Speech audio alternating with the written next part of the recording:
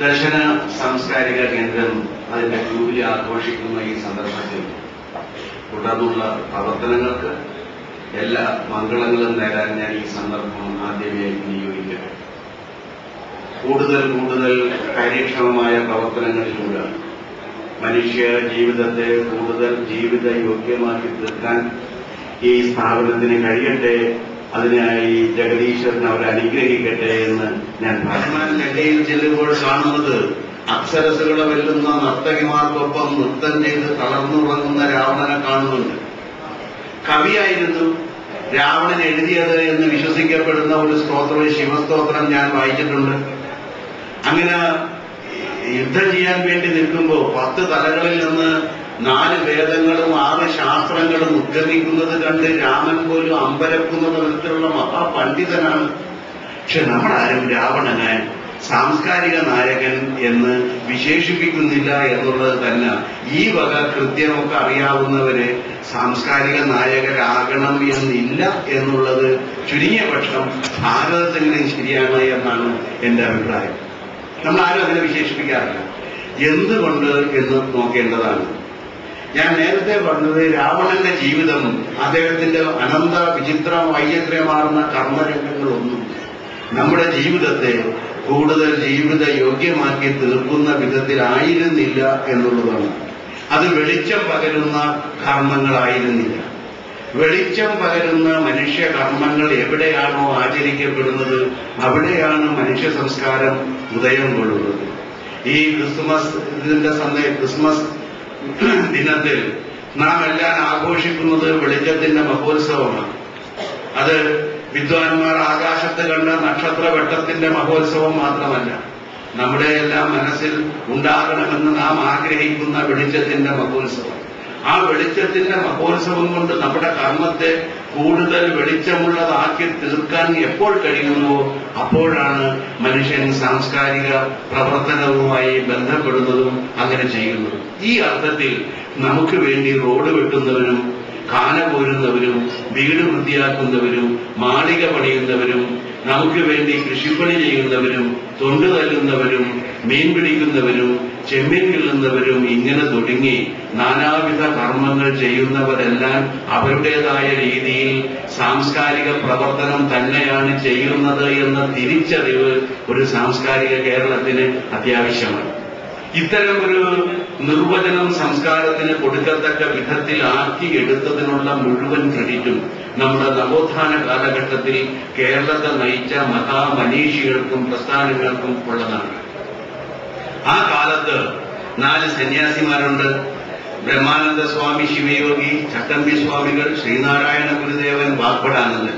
അവരുടെ date of ബർത്തിന്റെ ക്രമത്തിൽ ഞാൻ പറഞ്ഞതാണ്. ഈ 4 സന്യാസിമാര് ഒട്ടനവധി പ്രസ്ഥാനങ്ങൾ, അതിൽ SNDP ഉണ്ട്, NSS ഉണ്ട്, സാധുജന പരിപാലന യോഗമുണ്ട്, മറ്റനേകം കല്യാണിദായിനി, ആനന്ദദായിനി പരിപാലന യോഗങ്ങളുണ്ട്. ഇതെല്ലാം പ്രവർത്തിച്ചിട്ടുണ്ട്. ഒപ്പം നാം അത്രയേറെ അറിയപ്പെടാത്ത വക്കം മൗലവിയെ പോലുള്ള മഹാപ്രതിഭാശാലികളായ പ്രവർത്തകർ വേറെ ഉണ്ടായിട്ടുണ്ട്. കുമാരനാശാനെ പോലെയും സഹോദരനയ്യപ്പനെ പോലെയും പണ്ഡിറ്റ്കർപ്പനെ പോലെയും അയ്യങ്കാളിയെ പോലെയും വീട്ടിയെ പോലെയും ഒക്കെയുള്ള വലിയ സാമുദായിക പ്രവർത്തകർ ആ രംഗത്ത് പ്രവർത്തിച്ചിട്ടുണ്ട്. ഇവരെല്ലാം നമ്മുടെ ജീവിതത്തെ ജീവിത യോഗ്യമാക്കി തീർക്കുന്ന മനുഷ്യ കർമ്മത്തിൽ വ്യാപരിച്ചവരാണ്. അവരുടെയൊക്കെ സംഭാവനകളുണ്ട്. പക്ഷെ ഈ സംഭാവനകൾക്കൊപ്പം ഇന്ന് കാണുന്ന രീതിയിൽ മലയാളി ആയിത്തീർന്നിട്ടുണ്ടെങ്കിൽ അതിന്റെ ക്രെഡിറ്റ് പള്ളികളെക്കാൾ വലിയ പള്ളിക്കൂടങ്ങളുമായി കേരളത്തിന്റെ കടലോരങ്ങളിലും മലയോരങ്ങളിലും കായലോരങ്ങളിലും സമതലങ്ങളിലും കടന്നു ചെന്ന് ജാതി മാർഗ വർണ്ണരഹിതമായി എല്ലാവർക്കും വർണ്ണത്തിന് അതീതമായി സമസ്തർക്കും വിദ്യാഭ്യാസം നൽകുക എന്ന ദൗത്യം നിർവഹിച്ച ക്രൈസ്തവ സഭകളും ക്രൈസ്തവ മിഷണറിമാരും നമ്മുടെ ഈ നവോത്ഥാന പ്രക്രിയയെയും നമ്മുടെ സാംസ്കാരിക യത്നത്തെയും വളരെയേറെ സ്വാധീനിച്ചു എന്ന കാര്യം നാം വിസ്മരിക്കരുത്. അതിന്റെ ഒരു തുടർച്ച മാത്രമായിട്ടാണ് ദർശന സാംസ്കാരിക കേന്ദ്രത്തിന്റെ പ്രവർത്തനത്തെ എന്നെ പോലെയുള്ള ഒരു കൊച്ചിക്കാരൻ കാണും. ബാക്കി എല്ലാവരും കോട്ടയംകാരാണ്. കോട്ടയവുമായിട്ട് പറയത്തക്ക ബന്ധമില്ലാതെ ഇവിടെ നിൽക്കുന്ന ഒരേ ഒരാൾ ഞാനായതുകൊണ്ടാണ് ഞാനൊരു കൊച്ചിക്കാരൻ എന്ന് പറയാനുള്ള കാരണം. ബാക്കിയൊക്കെ കോട്ടയംകാരും കോട്ടയത്തിന്റെ ആൾക്കാരുമാണ്. പക്ഷെ ഈ ഒരു അവസ്ഥ നമ്മൾക്കുണ്ട്. അങ്ങനെ നമ്മുടെ നവോത്ഥാന പ്രസ്ഥാനത്തിന്റെ ഭാഗമായി രൂപം കൊണ്ട ആ സാംസ്കാരിക ദൗത്യം ആ സാംസ്കാരിക ദൗത്യത്തിന്റെ ഏറ്റവും വലിയ പ്രത്യേകത, ഏറ്റവും ചെറിയവർ എന്ന് നാം കരുതുന്നവരുടെ അവകാശങ്ങൾ സംരക്ഷിക്കപ്പെടുമ്പോഴാണ് ഒരു സമൂഹം സാംസ്കാരിക സമൂഹമായി ഉയരുന്നത്. ഏറ്റവും ചെറിയവര് എന്ന് പറഞ്ഞാൽ അംഗബലത്തിൽ ന്യൂനപക്ഷം എന്ന് വിശേഷിപ്പിക്കാവുന്നവരുണ്ട്. അവരാണ് നമ്മുടെ ജനാധിപത്യ വ്യവസ്ഥയിലെ ന്യൂനപക്ഷങ്ങൾ. ആ ന്യൂനപക്ഷങ്ങളുണ്ട്. സാമ്പത്തികമായി ശേഷിയില്ലാത്തവരുണ്ട്, സാമൂഹികമായി ഒറ്റപ്പെട്ടു പോകുന്നവരുണ്ട്. ഇവരുടെയൊക്കെ അവകാശങ്ങൾ സംരക്ഷിക്കപ്പെടുന്ന ഒരു അന്തരീക്ഷം, ഞാൻ നേരത്തെ പറഞ്ഞ ജീവിതത്തെ ജീവിത യോഗ്യമാക്കി തീർക്കുന്ന മനുഷ്യ കർമ്മത്തിലൂടെ സംജാതമായാൽ മാത്രമേ ഒരു സമൂഹത്തിന് സാംസ്കാരികമായ ഉന്നതി പ്രാപിച്ച ഒരു ജനത എന്ന് അവകാശപ്പെടാൻ കഴിയൂ. ഈ അർത്ഥത്തിൽ ഇന്ന് നമുക്ക് കഴിയുന്നുണ്ടോ എന്ന് നാം ഓരോരുത്തരും അന്വേഷിക്കേണ്ടതാണ്. ഭൂരിപക്ഷത്തിന്റെ സമഗ്രാധിപത്യം അത് ഏത് രംഗത്ത് വന്നാലും, മതത്തിന്റെ രംഗത്തായാലും രാഷ്ട്രീയത്തിന്റെ രംഗത്തായാലും സമൂഹത്തിലെ മറ്റേത് രംഗത്തായാലും, ഏത് രംഗത്താണോ ഭൂരിപക്ഷത്തിന്റെ സമഗ്രാധിപത്യം വരുന്നത്, ആ സമഗ്രാധിപത്യ വ്യവസ്ഥ നിലനിൽക്കുന്ന ഒരു സമൂഹം സാംസ്കാരികമായി ഉന്നതി പ്രാപിച്ച ഒരു സമൂഹമായിരിക്കില്ല എന്ന കാര്യത്തിൽ അല്പം പോലും സംശയമില്ലാത്ത ഒരാളാണ് ഞാൻ. 99 പേരും ഒരു കാര്യം ശരിയാണെന്ന് പറയുമ്പോൾ അവശേഷിക്കുന്ന ഒരാൾക്ക് ഇതിൽ നിന്ന് വ്യത്യസ്തമായ ഒരു ശരിയുണ്ട് എന്ന് പറയാനും ആ ശരിക്കൊത്ത് ജീവിക്കാനുമുള്ള അവകാശം സംരക്ഷിക്കപ്പെടുന്നുണ്ടോ ഇന്ന് നമ്മുടെ സമൂഹത്തിൽ എന്ന് നാം ആലോചിക്കേണ്ടതാണ്. 99 ആടുകൾ കൂടെയുള്ളപ്പോഴും കൂട്ടം തെറ്റിയ ഒരു കുഞ്ഞാടിനെ അന്വേഷിച്ചു പോയ നല്ല ഇടയന്റെ ജീവിതത്തിൽ നാം കാണുന്ന ആ സാംസ്കാരിക തെളിമയുണ്ടല്ലോ, ആ തെളിമ ഈ അതിന്യൂനപക്ഷം എന്ന് നാം കരുതുന്നവർ അവർ നമ്മുടെ സമൂഹത്തിൽ ധാരാളമുണ്ട്, പല വേദികളിലായിട്ടുണ്ട്. അവരുടെ അവകാശങ്ങൾ സംരക്ഷിക്കപ്പെടുന്ന ഒരവസ്ഥ ഇന്ന് നമ്മുടെ സമൂഹത്തിലുണ്ടോ എന്ന് ആത്മപരിശോധന നടത്താൻ ഈ സന്ദർഭം നാം ഉപയോഗിക്കണമെന്നാണ് എനിക്ക് നിർദ്ദേശിക്കാനുള്ള കാര്യം. നമ്മളൊന്ന് ആത്മപരിശോധന നടത്തേണ്ടതാണ്, ഇത് ശരിക്കും നടക്കുന്നുണ്ടോ എന്ന് അറിയാൻ വേണ്ടിയിട്ട്. അത്തരം ഒരു അന്തരീക്ഷം ഇന്നുണ്ടായിരുന്നു. ഞാൻ നേരത്തെ സൂചിപ്പിച്ച, ഞാൻ ദീർഘിപ്പിക്കുന്നില്ല, ഞാൻ നേരത്തെ സൂചിപ്പിച്ച നമ്മുടെ നവോത്ഥാന കാലത്തിന്റെ ഏറ്റവും വലിയ സവിശേഷത ഏറ്റവും ദുർബലരായി നിന്നവരുടെ അവകാശങ്ങൾ സംരക്ഷിക്കുന്നതിന് വേണ്ടി ഒരു ജനത ഒരുമിച്ചിറങ്ങുകയും അവർക്ക് അവസരങ്ങൾ ഉണ്ടാക്കി കൊടുക്കുകയും അവരുടെ അവകാശങ്ങൾ സംരക്ഷിക്കുകയും ചെയ്ത ഒരു അന്തരീക്ഷം ഉണ്ടായിരുന്നു. ഇത് ഭാരതത്തിന്റെ സംസ്കാരത്തിലും അന്തർലീനമാണ് എന്നാണ് എനിക്ക് തോന്നിയിട്ടുള്ള ഒരു കാര്യം. അതുകൂടി പറഞ്ഞിട്ട് ഞാൻ ഈ പ്രസംഗം അവസാനിപ്പിക്കാം. 12 മിനിറ്റ് കഴിഞ്ഞാൽ ക്ഷമിക്കുക. എന്തായാലും തുടങ്ങിപ്പോയില്ലേ, മുഖ്യപ്രഭാഷകനല്ലേ, പറയാതിരിക്കാനും പറ്റില്ലല്ലോ. ഇനി മേലിലിങ്ങനെ മുഖ്യം എന്ന് വെക്കാതിരുന്നാൽ മതി. അത് വലിയ കാര്യമൊന്നുമില്ല.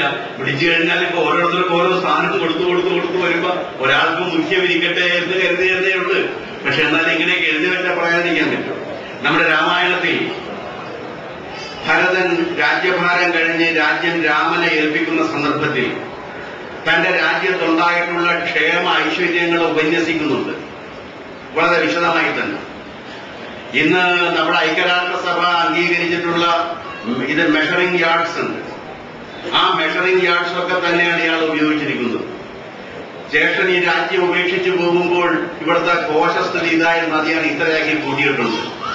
ആയുർദൈർഘ്യം ഇത്രയായിരുന്നു, അത് വർദ്ധിച്ചിട്ടുണ്ട്. ശിശു മരണനിരക്ക് കുറഞ്ഞിട്ടുണ്ട്. ഇതെല്ലാം വിസ്തരിച്ച് പറഞ്ഞു കഴിയുമ്പോൾ രാമൻ ചോദിക്കുന്ന ഒരേ ഒരു ചോദ്യം, മാനിക്കുന്നില്ലയോ ഉണ്ണി നീ ചാർവാക വിപ്രരെ. വള്ളത്തോളിന്റെ തർജ്ജമയാണ്. മാനിക്കുന്നില്ലയോ ഉണ്ണി നീ ചാർവാക വിപ്രരെ. ആരാണിവര്? ചൊല്ലിടും ധർമ്മശാസ്ത്രങ്ങൾ ഉണ്ടായിട്ടും അതിന് വിരുദ്ധമായി പ്രവർത്തിക്കുന്ന ദുഷ്ടപണ്ഡിതർ. Are you not respecting the opponents of the state even? അതാണ് ചോദ്യം. രാജ്യത്തിന്റെ ധർമ്മസംഹിതയ്ക്കെതിരെ പ്രവർത്തിക്കുന്നവരെ കൂടി ആദരിക്കുന്ന ഒരു സമൂഹത്തിൽ മാത്രമേ ഒരു സംസ്കാരവും അതിന്റെ ഒരു ക്ഷേമവും നിലനിൽക്കുകയുള്ളൂ എന്ന സങ്കല്പം ഭാരതത്തിൽ പണ്ട് മുതലേ ഉണ്ടായിരുന്നു. ആ സങ്കല്പത്തിന്റെ ഒക്കെ ഫലമായിട്ടാണ് ന്യൂനപക്ഷ അവകാശങ്ങൾ പോലെയുള്ള കാര്യങ്ങൾ നമ്മുടെ ഭരണഘടനയിൽ എഴുതി ചേർക്കാനുള്ള കാരണം എന്നാണ് ഞാൻ കരുതുന്നത്. അത്തരം അവകാശങ്ങളൊക്കെ എഴുതി ചേർത്തിരിക്കുന്നത് ഈ അതിന്യൂനപക്ഷങ്ങൾ അവർ പല രംഗത്തുണ്ട്. സാമ്പത്തികമായിട്ടുണ്ട്, സാമൂഹികമായിട്ടുണ്ട്, മതപരമായിട്ടുണ്ട്, ഭാഷാപരമായിട്ട് മറ്റൊട്ടനവധി കാരണങ്ങളാലുണ്ട്. അങ്ങനെ ദുർബലര് എന്ന് നാം കരുതുന്ന അവരുടെ അവകാശങ്ങൾ സംരക്ഷിക്കപ്പെടുന്ന ഒരു സമൂഹ സൃഷ്ടിക്കായി, അത്തരമൊരു സാംസ്കാരിക അന്തരീക്ഷ സൃഷ്ടിക്കായി ദർശന ഇനിയും പ്രവർത്തിക്കട്ടെ എന്ന ആശംസയോടെ എന്റെ വാക്കുകളെ ഉപസംഹരിക്കുന്നു. നന്ദി, നമസ്കാരം.